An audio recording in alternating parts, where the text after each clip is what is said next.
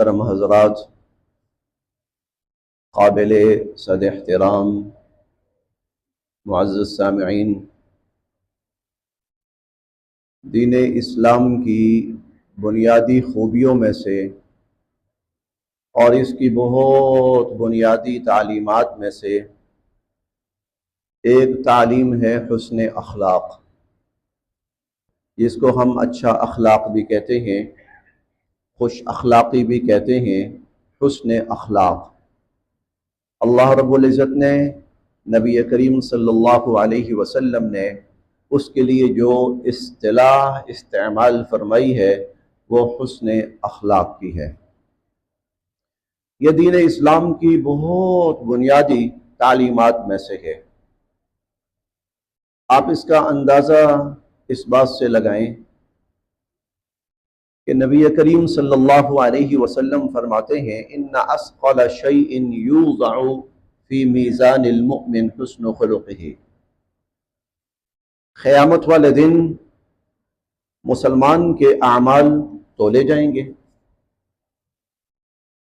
وزن ہوگا، والوزن یومئذ الحق، اعمال کا وزن ہونا قیامت کے دن یہ تو برحق ہے۔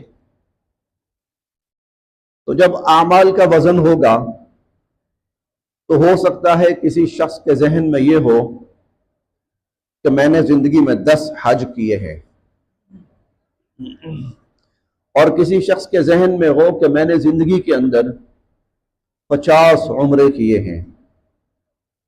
آج جب میرے اعمال تولے جائیں گے تو میرے عمرے، ان کا جو ثواب ہے وہ اعمال نامے کو، ترازو کو بھر دے گا، جھکا دے گا۔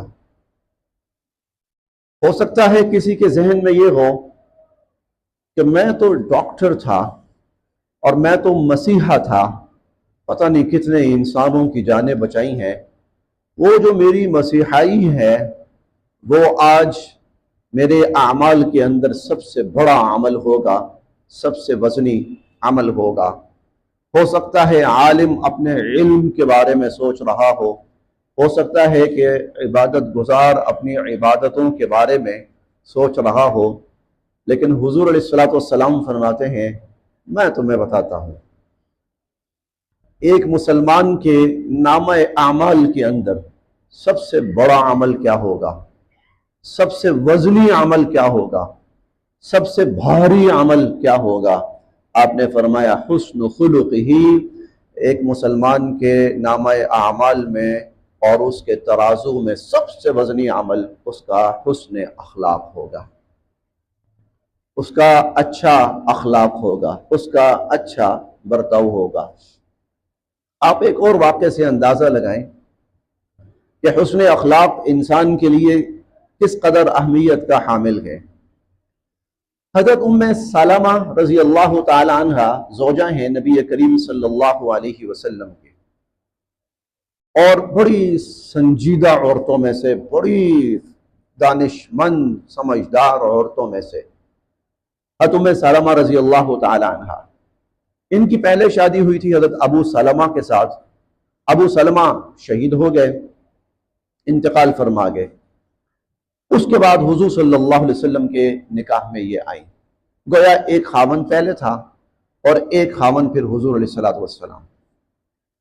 انہوں نے ایک دن پوچھا اللہ کے نبی، وہ عورت جس کی زندگی میں ایک سے زائد خاوند آئے ہو، ایک سے زائد، کل قیامت کے دن جنت میں وہ کس خاوند کے ساتھ رہے گی؟ بڑا ٹیکنیکل سوال تھا۔ ایک خاوند آیا، فوت ہو گیا، اس خاتون نے دوسری شادی کی، اس کے نکاح میں دوسرا خاوند آیا، ممکن ہے وہ بھی فوت ہو جائے، ایسا بھی ہوتا ہے۔ ابھی میں نے 2 دن پہلے دعا کروائی تھی نا، ہمارے گھر کے قریب ہی ایک صاحب ان کا انتقال ہوا، تو جس خاتون سے ان کی شادی ہوئی تھی یہ خاتون ان کے بڑے بھائی کی بیوہ تھی۔ گویا پہلے بڑا بھائی نکاح میں آیا، انتقال ہو گیا، پھر چھوٹا بھائی نکاح میں آیا، چھوٹے بھائی کا بھی انتقال ہو گیا، وہ خاتون 2 دفعہ بیوہ ہوئی۔ اس قسم کے کیس دنیا میں اس سے زیادہ بھی ہوتے ہیں، 3 دفعہ بھی۔ تو اللہ کے نبی قیامت کے دن عورت کس خامن کے ساتھ جنت میں جائے گی؟ تو حضور علیہ الصلوۃ والسلام نے فرمایا کہ عورت کو اللہ اختیار دیں گے، ان میں سے جس کو تو اپنے لیے منتخب کرتی ہے چن لے، منتخب کر لے اور اس کے ساتھ جنت میں چلی جا۔ پھر حضور نے فرمایا ام سلمہ تمہیں بتاؤں عورت کس خاوند کا انتخاب کرے گی؟ کہا اللہ کے نبی ضرور بتائیے۔ آپ نے فرمایا جس کا اخلاق اس کے ساتھ اچھا تھا۔ مالداری کی بنیاد پر عورت منتخب نہیں کرے گی، یہ بڑا مالدار تھا، پیسے والا تھا، یہ بڑے عہدے پر فائز تھا، بڑے گھر بار والا تھا، نہیں، آپ نے فرمایا عورت اس کا انتخاب کرے گی جس کا اخلاق دنیا میں اس کے ساتھ اچھا تھا۔ تو دین اسلام کی تعلیمات میں سے ایک بڑی تعلیم وہ حسن اخلاق ہے، انسان کا لوگوں کے ساتھ اچھا برتاؤ، اچھا رویہ۔ حضور علیہ الصلوۃ والسلام فرماتے ہیں ان اکمل المؤمنین ایمانا احسنهم خلقا، وہ مومن زیادہ کامل ایمان والا ہے، وہ مومن زیادہ کامل ایمان والا ہے جس کا اخلاق لوگوں کے ساتھ اچھا ہے۔ حسن اخلاق ایمان کی تکمیل کرتا ہے۔ اب اس حسن اخلاق جو ہے اس کا ایک پہلو ہے ادب، اس کا ایک پہلو ادب ہے، اور ادب کے بارے میں اہل علم حضرات ایک بات کہتے ہیں، اور اس بات کو آپ دین کا خلاصہ بھی کہہ سکتے ہیں، اور وہ یہ کہ الدین کلہ ادب، کہ جو دین ہے یہ تو سراسر ادب کا نام ہے، اور جتنا زیادہ با ادب ہے وہ اتنا زیادہ دیندار ہے، جو جتنا زیادہ مؤدب ہے، ادب و احترام کرنے والا ہے، وہ اتنا زیادہ دیندار ہے، وہ اتنا زیادہ ایمان والا ہے۔ تو حسن اخلاق، اور حسن اخلاق کا ایک پہلو ہے ادب و احترام۔ اس کا اندازہ اس بات سے لگائیں، ابھی آپ کے سامنے تلاوت ہوئی، اللہ تعالیٰ فرماتے ہیں یا ایھا الذین آمنوا لا تحلوا شعائر اللہ، اے ایمان والو شعائر اللہ کا ادب کرو، شعائر اللہ کی بے ادبی نہ کرو۔ شعائر اللہ کسے کہتے ہیں؟ ہر وہ چیز جس کو دیکھ کر دین کا تصور ذہن میں آتا ہے، جو دین کی پہچان ہے، جو دین کی علامت ہے، ہر وہ چیز جس کو دیکھ کر اسلام کا تصور ذہن میں آتا ہے، جو اسلام کی پہچان بنتی ہے، جو اسلام کا تعارف بنتی ہے، وہ شعائر اللہ ہے۔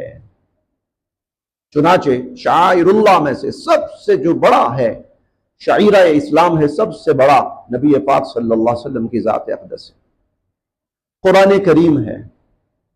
اسی طرح جو بیت اللہ ہے، مسجد نبوی ہے، شعائر اللہ ہے یہ۔ اسی طرح قربانی ہے، شعائر اللہ ہے۔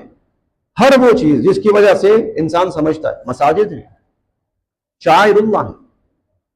حضور علیہ الصلوۃ والسلام کے وہ اعمال ہیں جس کو دیکھ کر اسلام کی پہچان اور شناخت حاصل ہوتی ہے، وہ شعائر اللہ ہیں۔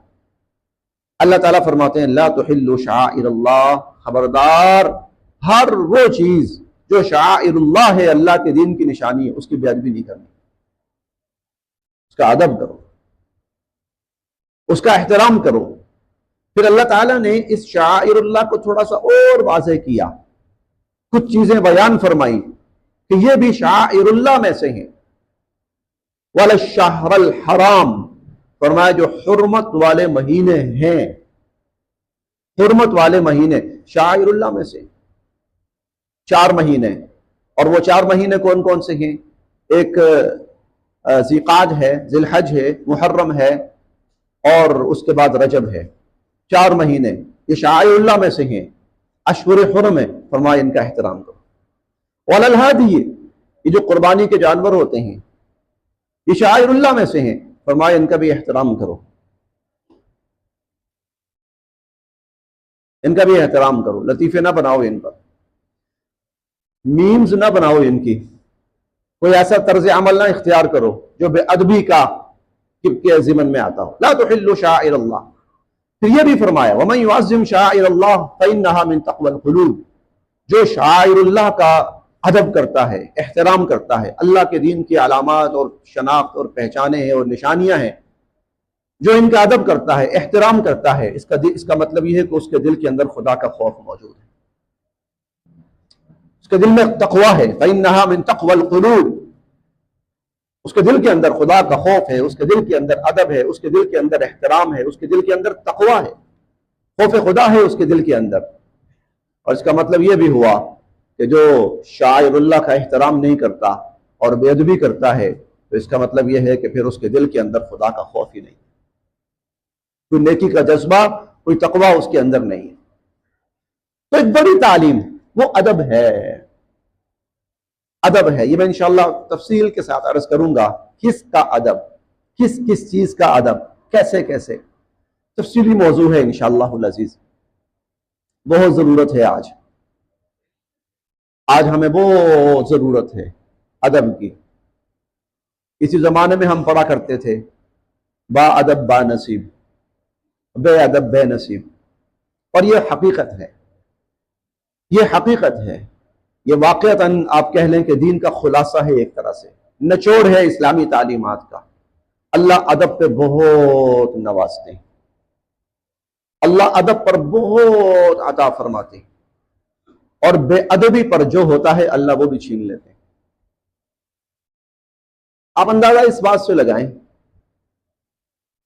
ایک نام آپ نے سنا ہوگا بشر حافی رحمت اللہ علیہ۔ بشر کے نام سے بھی کچھ لوگ ان کا نام لیتے ہیں، کچھ بشر بھی لیتے ہیں، بشر حافی، بشر حافی۔ حافی کہتے ہیں ننگے پاؤں چلنے والا، حافی، ترى الحفاة العراة، وہ حدیث میں آتا ہے نا کہ تم ان عربوں کو دیکھو گے، یہ جو ننگے پاؤں ہوتے تھے کہ جن کے پاؤں میں جوتی بھی نہیں ہوتی تھی، یتطاولون فی البنیان، دیکھو گے کہ بڑی بڑی عمارتیں کھڑی کریں گے، اور صرف کھڑی ہی نہیں کریں گے بلکہ کمپٹیشن شروع ہو جائے گا، کون بڑی بلڈنگ بناتا ہے۔ دنیا کی سب سے بڑی بلڈنگ کس ملک کے اندر ہے، آج یہ کمپٹیشن شروع ہے، چل رہا ہے۔ تو حافی کہتے ہیں ننگے پاؤں چلنے والا۔ یہ جو تھے بشر حافی جو تھے، یہ بغداد کے علاقے میں رہتے تھے، اور ان کا زندگی کا جو ابتدائی مرحلہ ہے، کا ابتدائی جو ایام ہیں، وہ کوئی اتنے اچھے نہیں تھے، اور ان کا ذریعہ معاش آپ کہہ لیجئے، طرز زندگی کہہ لیجئے، وہ شراب کے اندر ہی رہتے تھے، بلکہ شراب خانہ تھا، اس کے مالک تھے، اور لوگ آتے تھے ان کے پاس شراب پیتے تھے، اور یہ حال تھا ان کا، ایسی زندگی تھی۔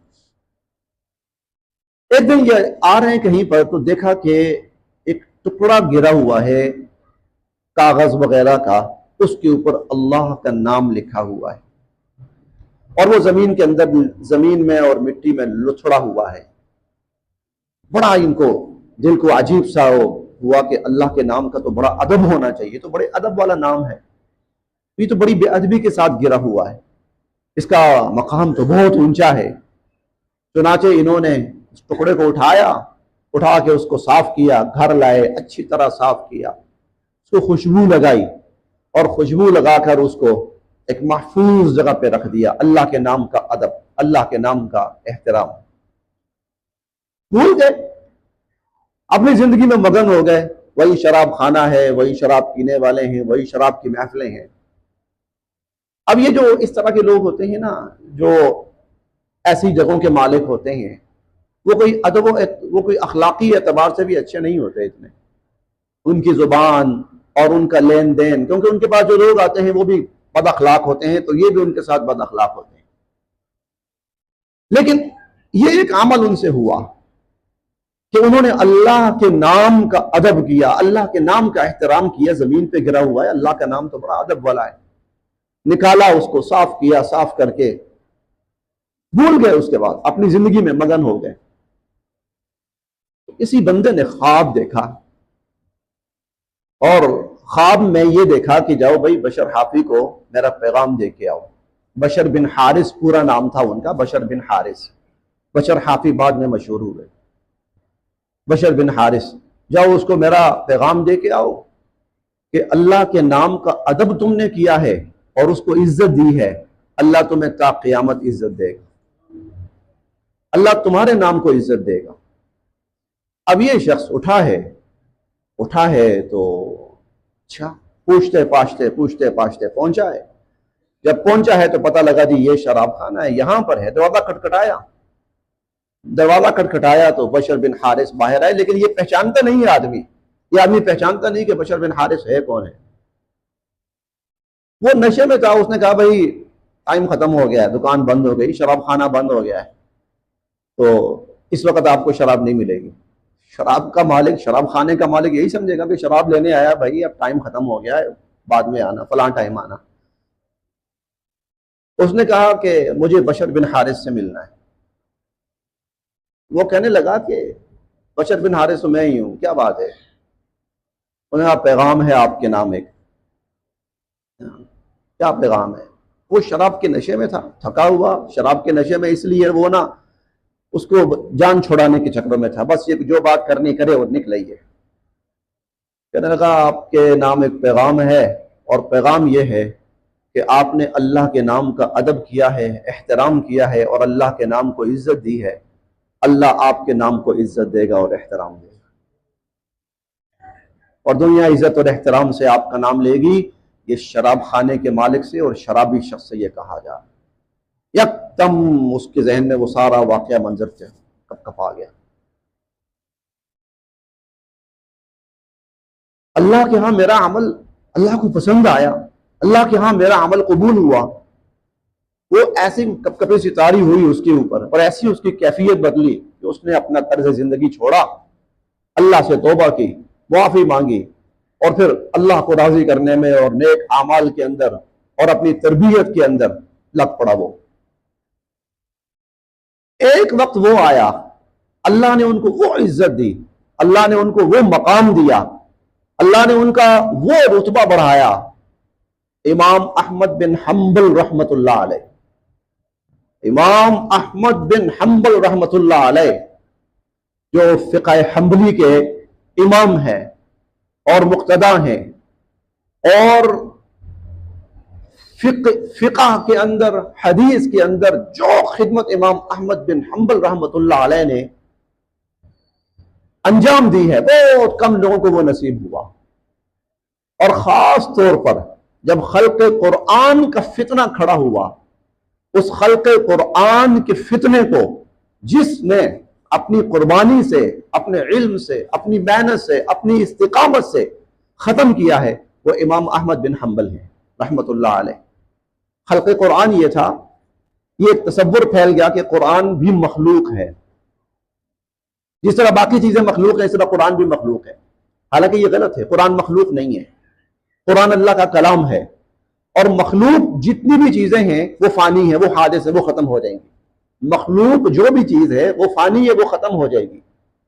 یہ تصور پھیلنا شروع ہوا لوگوں میں، اور یہ پھیلنا شروع ہوا حکومتی سطح سے، کیونکہ جو حکمران تھے، عباسی حکمران، وہ اس غلط فہمی میں اور گمراہی میں مبتلا ہو گئے۔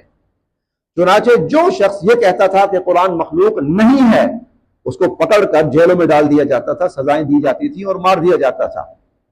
تب امام احمد بن حنبل رحمۃ اللہ علیہ کھڑے ہوئے، اس فتنے کے خلاف سزائیں کاٹی، جیل میں بدترین تشدد برداشت کیا، لیکن لوگوں کو اس بات پر قائل کیا، آمادہ کیا اپنے اخلاص سے، اپنے استقامت سے، اپنے ایمان سے، اپنی محنت سے، یہ جو فتنہ ہے یہ گمراہی والا فتنہ ہے، اور قرآن مخلوق نہیں ہے، قرآن اللہ کا کلام ہے۔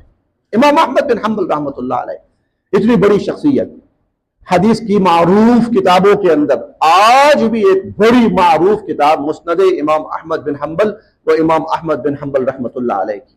یہ جتنی سعودی حکومت ہے اور سعودی عرب جو ہے، یہ امام احمد بن حنبل رحمہ اللہ کے پیروکار ہیں، یہ مسلکن حنبلی ہیں۔ سعودی عرب جو ہیں اور بھی بہت سارے اسلامی ممالک، وہ کتنی بڑی شخصیت ہوگی۔ امام احمد بن حنبل رحمۃ اللہ علیہ ان کی محفلوں میں جا کے بیٹھتے تھے، بشر حافی کی محفلوں میں جا کے بیٹھتے تھے، اور ان سے ملنے کے لیے منتظر رہتے تھے۔ لوگوں نے کہا آپ امام احمد بن حنبل اتنے بڑے محدث، اتنے بڑے فقیہ، اتنے صاحب علم، اور ایک چلو بزرگ ہیں، اللہ والے ہیں، اور آپ ان کے انتظار میں اور ان کے پیچھے پیچھے، یہ کیا بات ہے؟ تو ایک جملہ کہا کرتے تھے، کہتے تھے احمد بن حنبل جس اللہ کو مانتا ہے نا، احمد بن حنبل جس اللہ کو مانتا ہے، بشر حافی اس اللہ کو جانتا ہے۔ بشر حافی اس اللہ کو جانتا ہے، ہم تو صرف مانتے ہی ہیں، یہ جانتا ہے اس کو۔ اللہ نے یہ عزت دی، یہ مقام دیا، کیوں؟ بنیاد کیا تھی؟ بنیاد یہ تھی اللہ کے نام کا ادب کیا تھا، اللہ کے نام کو عزت دی تھی، اللہ کے نام کا احترام کیا تھا۔ اسلام کی بنیادی تعلیمات میں سے ایک بڑی تعلیم ادب۔ ادب اتنی بڑی چیز ہے، اللہ رب العزت نے کہاں پہنچا دیا کہ اپنے وقت کے بڑے بڑے اصحاب علم، محدثین، فقہا، وہ ان کی محفلوں میں آ کر بیٹھتے ہیں۔ ارے بھائی وہ عالم بھی نہیں ہے، وہ محدث نہیں ہے، وہ فقیہ نہیں ہے، وہ تو اللہ والا ہے، اللہ اللہ کرتا ہے، اور تم اتنے بڑی علمی محافل چھوڑ کر، فقہی مجالس چھوڑ کر اس اللہ والی کی محفلوں میں جاتے ہو، کیوں؟ کہتے تھے احمد بن حنبل جس اللہ کو مانتا ہے، بشر حافی اس اللہ کو جانتا ہے، اللہ کو جانتا ہے۔ یہ ادب انسان کو کس مقام پہ پہنچا دیتا ہے، ادب انسان کا مرتبہ کتنا بلند کرتا ہے، اور ادب کی بنیاد پر اللہ کتنا نوازتے ہیں۔ آپ اس کا اندازہ اس واقعے سے بھی لگائیں۔ آپ نے خلافت عثمانیہ سنی ہوگی، 4 بڑی خلافتیں مشہور ہوئی ہیں نا۔ ایک تو خلافت راشدہ ہے، 4 ابتدائی خلفاء کا زمانہ خلافت، خلافت راشدہ کہلاتا ہے۔ خلافت راشدہ کے بعد جو دوسری خلافت معروف ہوئی ہے وہ خلافت بنو امیہ ہے، اموی خلافت۔ خلافت تقریباً 90-92 سال خلافت امیہ رہی ہے۔ اس کے بعد جو تیسری بڑی خلافت آئی وہ خلافت بنو عباس ہے، عباسی خلافت، 550 سال کے لگ بھگ یہ خلافت عباسیہ چلی ہے۔ اس کے بعد جو خلافت دنیا کے اندر معروف ہوئی ہے وہ خلافت عثمانیہ ہے۔ 3 بر اعظم جن پر، 3 بر اعظموں پر جن کا اقتدار تھا، جن کی حکومت تھی۔ اس کی بنیاد کہاں سے پڑی؟ خلافت عثمانیہ کی بنیاد کہاں سے پڑی؟ جو خلافت عثمانیہ ہے اس کے بانی کا نام تھا عثمان خان۔ عثمان خان کا جو والد ہے، اب تو بہت سارے لوگ جانتے ہوں گے، بہت سارے اس کے نام مشہور ہوئے ہیں، لیکن اب جو نام زیادہ ہمارے ہاں معروف ہے وہ ارطغرل ہے۔ وہ ہمارے ہاں یہ نام اب زیادہ معروف چل رہا ہے۔ یہ جو ارطغرل تھا، عثمان خان کا باپ، خلافت عثمانیہ کے بانی کا باپ، یہ اپنے بزرگ سے ملنے گیا، شیخ تھے اس کے، بزرگ تھے، ان سے ملنے کے لیے گیا۔ اب کافی سفر کر کے ان کے پاس پہنچا، 2-3 دن وہاں رکنا تھا شیخ کے پاس، اور جو شیخ تھے وہ کسی جگہ پر ٹھہرے ہوئے تھے، کہیں سفر پہ تھے تو راستے میں ٹھہرے ہوئے تھے، تو خیمے وغیرہ لگے ہوتے تھے۔ کچھ دن یہیں پر قیام تھا۔ ایک دن رات کا وقت ہے اور بارش شروع ہو گئی، بارش شروع ہوئی اور بڑی شدید بارش، اور جب بارش زیادہ ہوئی تو اس کے بعد پھر پانی جمع ہونا شروع ہو گیا، اور پانی، اتنی بارش ہوئی اور اتنا پانی جمع ہوا کہ پانی یوں ان کا جو خیمہ تھا وہ ڈوبنے لگا۔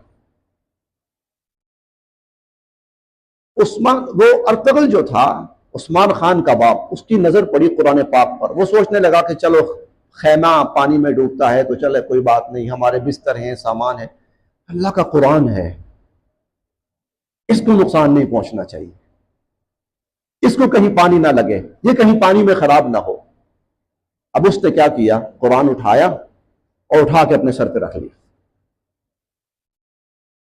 یہ قرآن محفوظ رہے۔ ہو سکتا ہے اوپر کوئی شیڈ ہوگا کچھ کہ پانی اوپر تو نہیں پہنچ رہا، لیکن نیچے سے ہو سکتا ہے کہیں ڈوب نہ جائے۔ اب پانی کہیں زیادہ ہوا، کہیں تھوڑا ہوا، وہ اللہ کا بندہ اس قرآن کو لے کر نہ یوں اپنے سر کے اوپر لے کر بیٹھا ہوا بیٹھا ہوا بیٹھا ہوا بیٹھا ہوا۔ رات ہے، جگہ بھی بیابان ہے، کسی وقت نہ تھوڑی سی اس کو اونگ سی آئی اور اس کی آنکھ سے لگ گئی، بیٹھا بیٹھا تھکا، جب اس کی آنکھ لگی تو اس نے خواب دیکھا، ایک خواب اس نے یہ دیکھا کہ میری پشت سے چاند نکلا ہے اور چاند نکل کر یوں آ کر میرے سینے کے اندر سما گیا ہے۔ پھر اس کے بعد دیکھا اس نے کہ میری پشت سے ایک درخت نکلا ہے اور وہ درخت یوں پھیل رہا ہے اور پھیلتے پھیلتے پھیلتے پھیلتے یوں سمجھو جیسے پوری دنیا میں پھیل گیا، ایسے اس کو خواب محسوس ہوا۔ تھوڑی دیر کے بعد اس کی آنکھ کھل گئی، آنکھ کھلی تو اس نے اپنے شیخ کو کہا حضرت میں نے بڑا عجیب خواب دیکھا، سارا سنایا، چاند نکلا ہے اور پھر درخت نکلا ہے اور پھیل گیا ہے۔ اس کے شیخ نے اسے کہا کہ میری گزارش ہے اگر تم میری بیٹی سے شادی کر لو۔ یہ تو ملاقات کے لیے گیا، انہوں نے کہا میری گزارش ہے میری بیٹی سے شادی کر لو۔ میں نے کہا حضرت آپ کا حکم ہے، آپ میرے شیخ ہیں، بزرگ ہیں، میرے بڑے ہیں، اگر آپ کا حکم ہے تو میں حاضر ہوں، مجھے کوئی اعتراض نہیں۔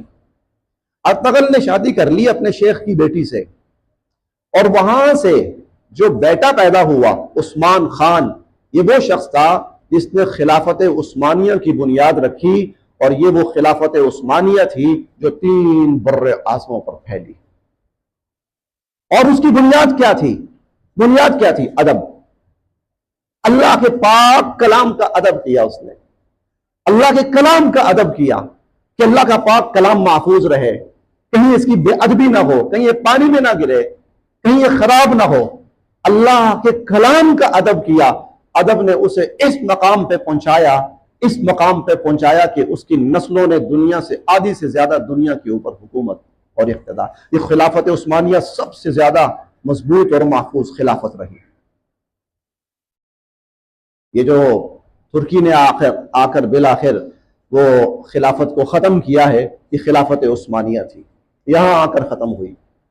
اور عالم یہ تھا خلافت عثمانیہ کی شان و شوکت کا اور ان کے دبدبے کا اور ان کے رعب کا یہ عالم تھا کہ ان مسلمانوں کے جہاز جن علاقوں سے جاتے تھے، اور بحری جہاز جن علاقوں سے جاتے تھے، تو کفار ان جہازوں کی خود حفاظت کرتے تھے۔ اور بھائی ان کی جہازوں کو کہیں نقصان نہ پہنچ جائے، کوئی لوٹ نہ لے، کیوں؟ ایسا نہ ہو کہ کسی نے لوٹا تو مسلمان غصے میں آ کر ہم پر حملہ آور ہو اور ہماری حکومتوں کو تہس نہس کر دے۔ ٹیکس دیتے تھے مسلمانوں کو، اس وقت خلافت عثمانیہ کے رعب دبدبے کا یہ عالم تھا۔ آج بھی آپ کو دنیا کے اندر، یہ آپ مکہ مدینہ جائیں تو یہ آل سعود ہیں، ان سے پہلے یہ جو انتظام تھا جتنا بھی، یہ خلافت عثمانیہ کے زیر انتظام تھا، اور خلافت عثمانیہ کا جو مرکز تھا، کیپٹل تھا، وہ ترکی تھا، تو ترکی کے زیر انتظام تھا، خلافت عثمانیہ کے زیر انتظام تھا۔ اس لیے آپ کو پرانا جو حسن نظر آتا ہے اور پرانی جو خوبی نظر آتی ہے وہ ترکوں کی تھی، جو انہوں نے وہاں کمال کیا۔ اللہ کے ہاں ادب، اللہ کا ادب، اللہ کے نام کا ادب، اللہ کی کتاب کا ادب، اللہ کے نبی کا ادب، یہ اتنی بڑی چیز ہے ادب۔ اس پر اللہ صرف انسان کا نہیں، نسلوں کا فیصلہ فرماتے ہیں۔ ادب پہ اللہ نوازتے ہیں اور بے ادبی پہ اللہ چھین لیتے ہیں، بے ادبی پہ اللہ چھین لیتے ہیں، بے ادبی پہ اللہ واپس لے لیتے ہیں۔ اندازہ اس بات سے لگائیں کہ اللہ تعالیٰ قرآن کریم میں فرماتے ہیں یا ایھا الذین آمنوا لا ترفعوا اصواتکم فوق صوت النبی، اے ایمان والو، حضور صلی اللہ علیہ وسلم کی محفل میں جب بیٹھے ہو تو تمہاری آواز حضور صلی اللہ علیہ وسلم کی آواز سے اونچی نہیں ہونی چاہیے۔ اگر تمہاری آواز حضور کی آواز سے اونچی ہوتی ہے، یہ بے ادبی ہے۔ اللہ کے نبی کا ادب یہ ہے کہ اللہ کے نبی کی محفل کے اندر تمہاری آواز اللہ کے نبی کی آواز سے اونچی نہیں ہونی چاہیے۔ سیدنا ابو بکر صدیق رضی اللہ عنہ اتنے آہستہ بولتے تھے کہ کئی دفعہ دوبارہ پوچھنا پڑتا تھا ابو بکر کیا کہا ہے۔ سیدنا عمر فاروق رضی اللہ تعالیٰ عنہ کہتے تھے اللہ کے نبی میں قسم کھاتا ہوں میں آپ کے سامنے کبھی اونچی آواز سے نہیں بولوں گا۔ ایسے ادب سے صحابہ بیٹھتے تھے، کئی دفعہ خاموش بیٹھتے تھے کہیں بے ادبی نہ ہو جائے غم سے۔ لا ترفعوا اصواتکم فوق صوت النبی، حضور کی آواز سے تمہاری آواز اونچی نہیں ہونی چاہیے، بے ادبی ہو جائے گی۔ وَلَا تَجْهَرُوا لَهُ بِالْقَوْلِ كَجَهْرِ بَعْضِكُمْ لِبَعْضٍ، اور حضور علیہ الصلوۃ والسلام کو اس طرح مخاطب نہیں کرنا یا اس طرح زور سے آپ کو آواز نہیں دینی جیسے آپس میں تم کرتے ہو، یہ حضور کی بے ادبی ہو جائے گی۔ اور اگر حضور کی بے ادبی ہو گئی، اگر حضور علیہ الصلوۃ والسلام کی بے ادبی ہو گئی، اگر حضور علیہ الصلوۃ والسلام کی بے ادبی ہو گئی، ان تحبط اعمالکم وانتم لا تشعرون، یہ صحابہ کو کہہ رہے ہیں اللہ تعالیٰ رضوان اللہ تعالی علیہم اجمعین، صحابہ کو کہہ رہے ہیں اللہ تعالیٰ رضوان اللہ تعالی علیہم اجمعین، صحابہ کو کہہ رہے ہیں رضوان اللہ تعالی علیہم۔ یہ جو جملہ ہے نا میں اگلا کہنے لگا ہوں، یہ صحابہ کو کہہ رہے ہیں، اور صحابہ کرام وہ تھے کہ حضور علیہ الصلوۃ والسلام فرماتے ہیں کہ میرا صحابی ایک مٹھی بھر جو اللہ کی راہ میں صدقہ کرے، مٹھی بھر جو جنس ہے، جو ایک جنس ہے، مٹھی بھر 2 کلو لگا لو، 3 کلو لگا لو، 4-5 کلو لگا لو، چلو 4-5 کلو لگا لو، میں بہت بڑی بات کر رہا ہوں لیکن بہت تھوڑی سی آپ نے فرمایا، اللہ کی راہ میں صدقہ کرے، بعد میں آنے والے احد پہاڑ کے برابر سونا صدقہ کریں، سونا، احد پہاڑ سونا صدقہ کریں، تو حضور علیہ الصلوۃ والسلام نے فرمایا یہ صحابی کی بات ہے، نبی کی بات نہیں ہے، یہ تو صحابی کی، یہ نبی پر ایمان لانے والے کی بات ہے، بعد میں آنے والے احد پہاڑ کے برابر سونا صدقہ کریں، تو میرے صحابی کو ایک مٹھی جو پر جو ثواب ملا ہے، تمہیں احد پہاڑ کے برابر سونا صدقہ کرنے پر بھی اتنا ثواب نہیں مل سکتا۔ ان کی نیکیوں کا مقام کیا ہوگا، ان کی نیکیوں کی عظمت کیا ہوگی، ان کی اعمال کی عظمت کیا ہوگی، ان کی اجر و ثواب کی عظمت کیا ہوگی۔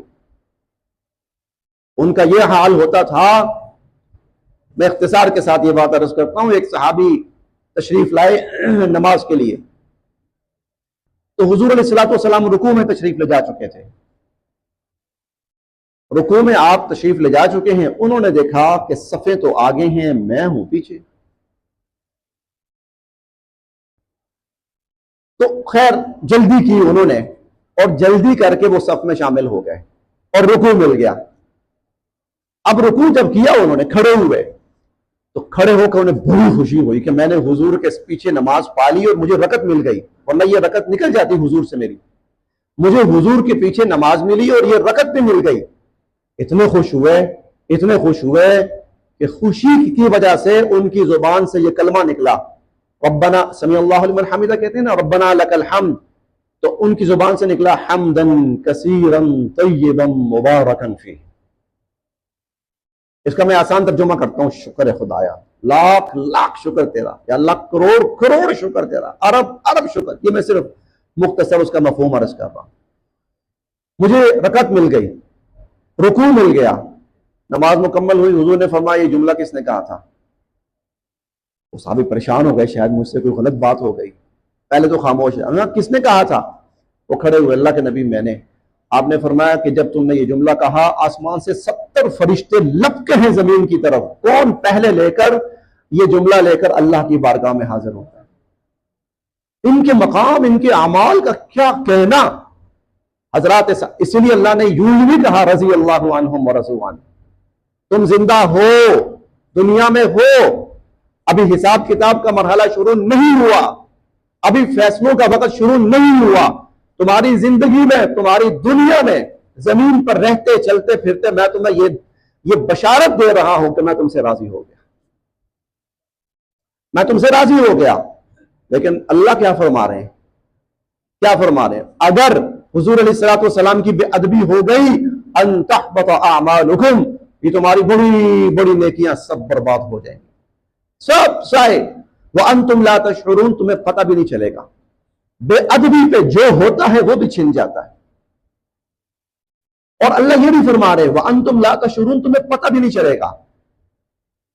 انسان یہ سمجھ رہا ہوتا ہے پتہ نہیں میں کیا ہوں، میرے پاس کیا کچھ ہے، اور اللہ اسے محروم کر چکے ہوتے ہیں، اس کے نامہ اعمال سے ساری نیکیاں وہ اڑا چکے ہوتے ہیں۔ یہ کب؟ اگر بے ادبی کی، حضور علیہ الصلوۃ والسلام کی بے ادبی کی۔ تو اسلام کی بنیادی تعلیمات میں سے ایک ہے حسن اخلاق، بہت بڑا عمل، اور حسن اخلاق کا ایک پہلو ہے ادب۔ ابھی یہ بات شروع ہوئی ہے ادب پر، ابھی یہ ادب پر بات شروع ہوئی۔ ادب پہ اللہ دیتے ہیں اور اتنا دیتے ہیں کہ دنیا کی حکومتیں اور ملکوں کی حکومتوں سے نواز دیتے ہیں، اور اتنا دیتے ہیں کہ دنیا قیامت تک انسان کی عظمت کے گن گاتی ہے، اور بے ادبی پر اللہ جو ہوتا ہے وہ بھی چھین لیتے ہیں، اور ایسے چھینتے ہیں کہ انسان کو پتہ بھی نہیں چلتا۔ انشاءاللہ اس پر جو مزید گفتگو ہے اگلے جمعۃ المبارک میں، اللہ ہمیں ادب کی دولت سے مالا مال فرمائے۔ الدین کلہ ادب، دین تو سراسر ادب کا نام ہے۔